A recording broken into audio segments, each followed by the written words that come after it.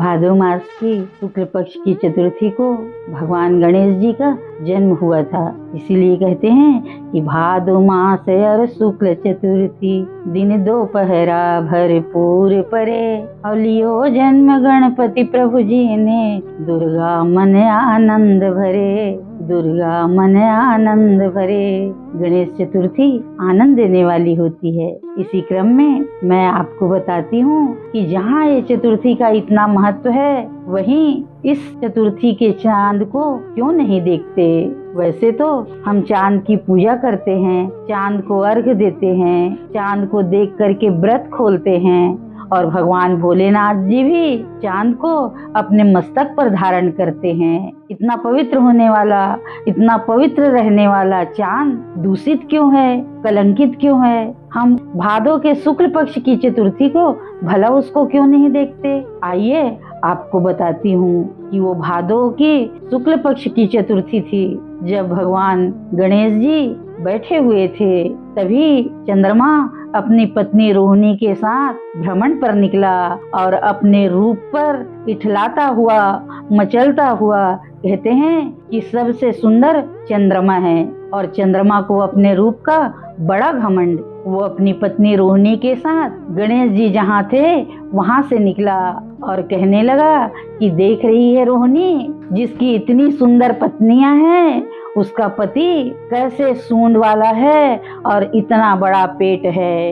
इसीलिए तो हम आरती गाते हैं, तब बताते हैं ना कि पग थम्बा सा उदर पुष्ट है, और देख चंद्रमा हास्य करे, और दे श्राप श्री चंद्र देव को, कलाहीन तत्काल करे, कलाहीन तत्काल करे। चंद्रमा भगवान गजानन की हंसी उड़ाने लगा। इस पर बार बार हंसी उड़ाने के कारण गणेश जी क्रोधित हो गए और कहने लगे कि अरे चंद्रमा, तू हमेशा मेरे साथ ठिठोली करता है, हमेशा मेरी हंसी उड़ाता है। मेरी पत्नियों के सामने तूने आज मुझे फिर हंसी का पात्र बना दिया।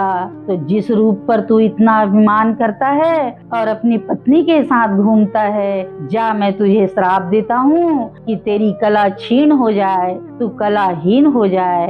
और भगवान गणेश के श्राप के कारण चतुर्थी का चंद्रमा जो है कलाहीन हो गया। इस पर रोहिणी रोने लगी और विलाप कर करके कहने लगी कि प्रभु माफ कर दीजिए, माफ कर दीजिए।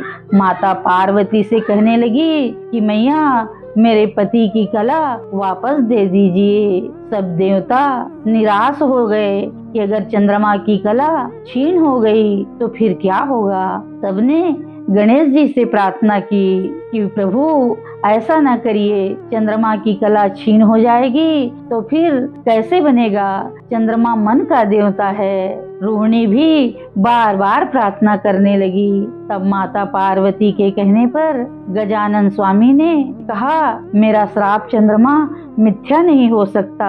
हाँ, इतना जरूर कर सकता हूँ कि 15 दिन के लिए तेरी कला घट जाएगी और 15 दिन बढ़ती रहेगी। जब भी कोई सुहागन नारी, कोई माता तुमको अर्घ देगी और अर्घ दे करके मेरी पूजा करेगी, तो तुम्हारा कला जो है वो बढ़ते जाएगा, बढ़ते जाएगा, और तुम अपनी आभा को प्राप्त कर लोगे। लेकिन आज के इस भादो मास के चतुर्थी के चांद को कोई नहीं देखेगा, ये मेरा श्राप है। और जिसने भी गलती से भी देख लिया, उसको झूठा कलंक जरूर लगेगा, उसे मिथ्या दोष जरूर लगेगा। इसीलिए तो भगवान कृष्ण को भी ये दोष लग गया था कि उसने श्यामांतक मणि चुरा ली है, जबकि इसके बारे में तो भगवान जानते ही नहीं थे। और इस दोष को मिटाने के लिए भगवान ने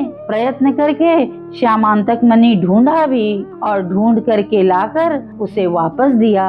तो ये भादो मास की चतुर्थी का चांद जो है वो कलंकित है, दूषित है। इसलिए झूठा दोष से बचने के लिए इस चांद को कोई नहीं देखता।